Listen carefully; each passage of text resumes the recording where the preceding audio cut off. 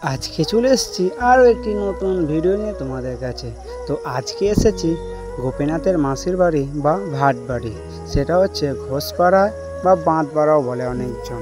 এখানে কালকে রাত্রে অধিবেশ বজিয়েছি, আর আজকে ওই সকাল থেকে শুরু হয়েছে নাম সংকীর্তন, আর এখন চলছে দুপুরবেলা। দেখতেই পাচ্ছ সব হরিনামের দল হরিনাম গাইছে, আর আমি বসে বসে ভিডিও করছি। আর সামনের দিক দিয়ে কচি কাচারা ছুটে ছুটে বেড়াচ্ছে।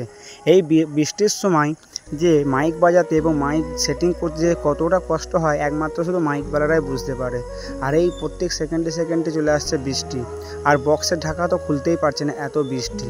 তারপরেও এত সুন্দর করে মাইক বাজানোর পর যখন 200, 100, 500 টাকা আমরা পুরস্কার পাই, সেটাই আমাদের কাছে সবথেকে বড় চাওয়া পাওয়া। এখন বৃষ্টি ভেজা বা সারা রাত বৃষ্টি হওয়াকেও আমাদের কোনো কষ্ট বলে মনে হয় না।